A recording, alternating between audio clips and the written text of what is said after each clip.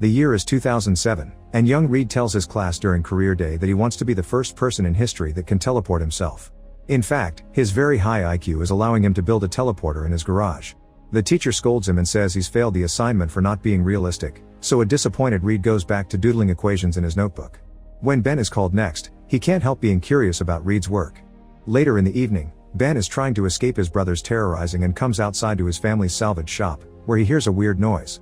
It turns out that Reed is looking for a power converter, which he needs for his teleportation machine. If Ben lets him have the piece, he promises to show the invention to him, and Ben accepts. Moments later in Reed's garage, Ben helps Reed finish the machine. They put a toy car on it and Reed activates the machine, which causes their surrounding to shake and the power to fail. To their shock, the toy successfully disappears and only leaves a few rocks behind. 7 years later at the school's science fair, Reed and Ben present an upgraded version of the teleportation machine, which can teleport things away but also bring them back.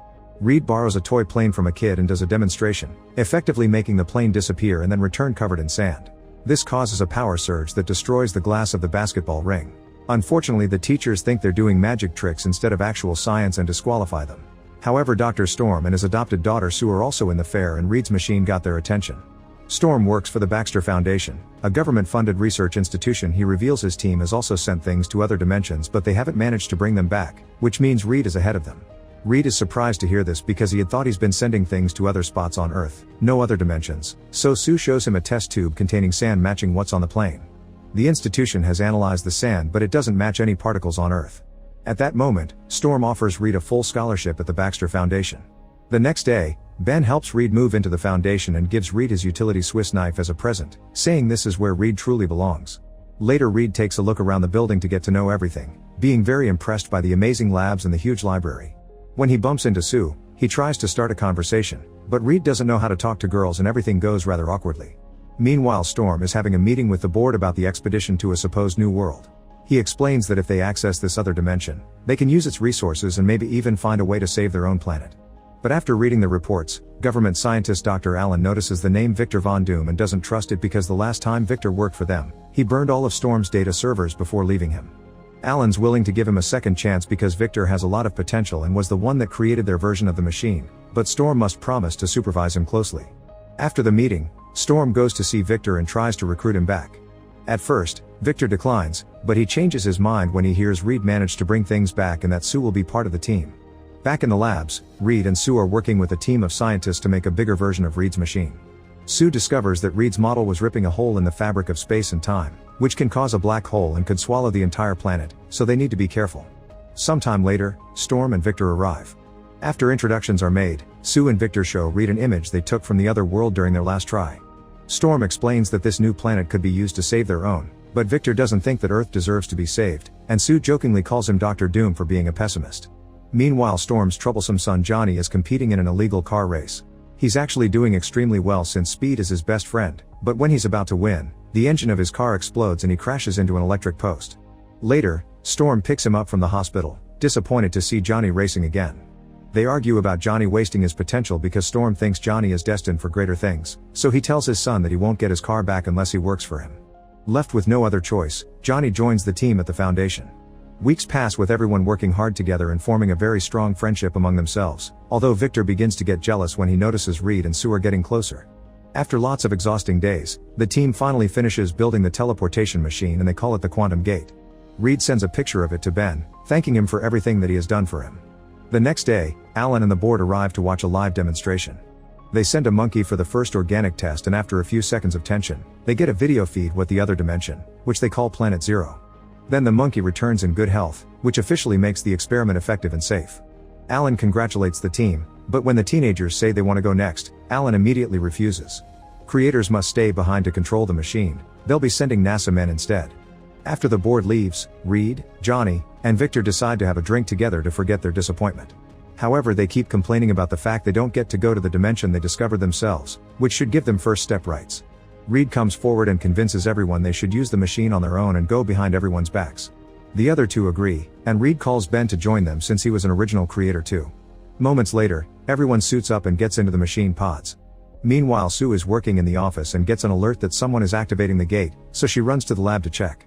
By the time she arrives, the four men have already disappeared. On Planet Zero, the guys are amazed by this new dimension. When Reed and Ben put up the American flag, the ground breaks and reveals a glowing green light beneath it. Afterward they check on the place where Victor thinks the energy is converging. Johnny stays at the top of the cliff to be the anchor as the other three climb down and find a green lava-like substance. When he touches it, Victor discovers that it's responding to a physical stimulus. Then Victor dips his hand further only for the substance to explode, causing the ground to erupt. The three men run back to the rope and climb immediately with Johnny supporting their weights, but Victor falls hanging on the rope. Reed tries to pull him up, but the erupting green substance reaches Victor and spreads over his body, so Reed has no choice but to let go of him. Unfortunately, the substance melts off the rope, causing Victor to fall back down to the surface. Reed and Ben continue climbing and reunite with Johnny to go back inside their pods. However, the re-entry is not working. At that moment, Sue gets their signals back and activates the return, but she isn't fast enough. Suddenly Johnny catches on fire, and Ben is hit by a bunch of rocks. The machine explodes when it returns and sends a shockwave that knocks Sue out and causes blackouts to the whole city. When Reed regains consciousness, he immediately sees Johnny burning and Ben caught under the rocks. His own legs are caught under a pillar, but Reed begins crawling anyway, thinking he can get out. However, when he looks back, he sees his legs unusually stretching and he passes out. The next day at Area 57, the scientists are doing experiments on Reed to test his stretching abilities. Whenever he wakes up, he gets too emotional and the scientists put him to sleep again. Storm comes to see his children and discovers Sue shifting in and out of the visible spectrum. Johnny is still burning and when he wakes up, he panics and releases an explosion, making Storm feel pity for him. Sometime later, Reed wakes up again and hears Ben calling for help. He immediately decreases his arms to escape the bindings and crawls through the vent until he finds the room Ben is at. To Reed's shock, he sees Ben has turned into a human rock. At that moment, the whole facility is alerted of his escape, so after promising Ben that he will figure out a solution, Reed escapes the facility alone, easily using his powers to stop any guard that gets in his way. Afterward, Alan visits Ben and manipulates him into thinking that Reed has abandoned them. He says that the government in Area 57 can find a way to fix what happened to them, but in return, the teens will need help with their service. A year later, Ben, Johnny, and Sue are controlling their abilities perfectly and have become great assets for the government, especially Ben, who is sent to war zones to destroy enemy tanks. Johnny can now fly, and Sue can turn other objects invisible too. She also can create a force field. Alan discusses this with the Pentagon and proposes another quantum gate project aiming to give the United States military powers too.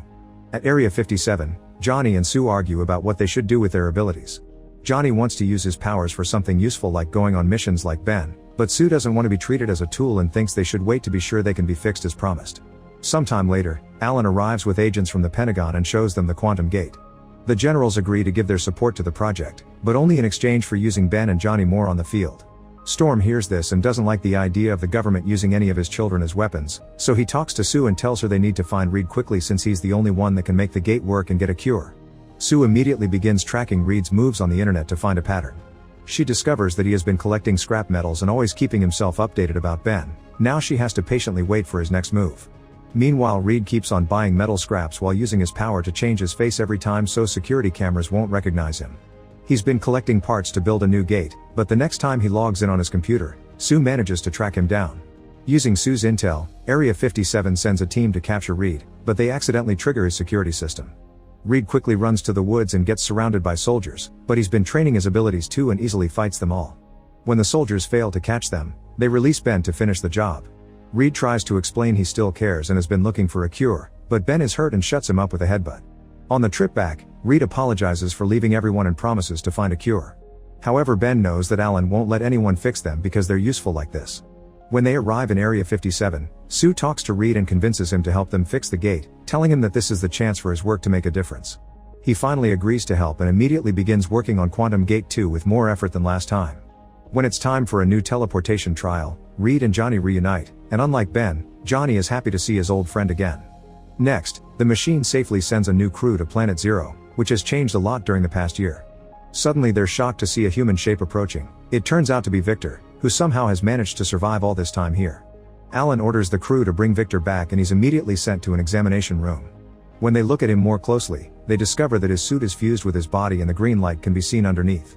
Alan promises Victor that he'll cure him in exchange for him telling them everything he knows about Planet Zero. Victor explains that it was the place itself that kept him alive and gave him immense power. Then he snaps and uses his newfound telepathy to kill everyone in the room. Afterward, Victor goes out and wanders around the building to kill every single person he can find without remorse. An alarm quickly goes off, and for a moment Ben thinks Reed is the one trying to run away again. Johnny is on his guard and accidentally hits an invisible Sue, Then the siblings go looking for their father. At that moment, Victor is trying to go back to Planet Zero and Storm is trying to stop him. By the time the siblings arrive, they have to watch how Victor mercilessly kills Storm.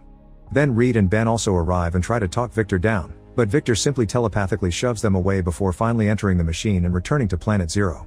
There he starts overloading the quantum gate to create a vortex that will pull everything from Earth to the other world.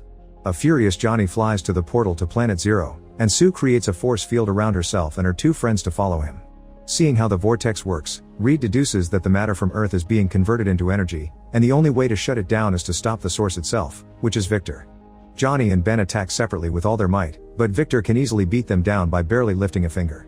He covers Johnny with smaller rocks and mud to kill off his fire and attaches bigger rocks to Ben, making it impossible for him to move. Meanwhile, Sue creates a massive force field that prevents the debris from Earth from falling into the quantum gate. Noticing this, Victor sends sand and small rocks to detect where Sue is hiding. The particles overwhelm her force field and the extra weight causes her to fall. Then Reed attempts to talk Victor out of it again, but his only answer is to ask Reed to call him Doom as he spreads the green substance over Reed's body in order to make him loose like old rubber. At that moment, Sue recovers and tries to attack Victor directly, but he just pins her down using his powers. Seeing his friends on the brink of death, Reed gathers his strength and regains control of his body, which allows him to attack Victor and throw him off a cliff. It only takes a few seconds for Victor to rise again, but this time Ben is waiting for him with a huge rock that he throws as a distraction. Then Sue traps him inside a force field, which Johnny fills with his flames to burn him up. Victor uses his powers to break Sue's force field, but Reed comes after him next to fight him hand to hand. This turns out to be another distraction because at that moment Ben comes out of Sue's invisibility and punches Victor into the machine.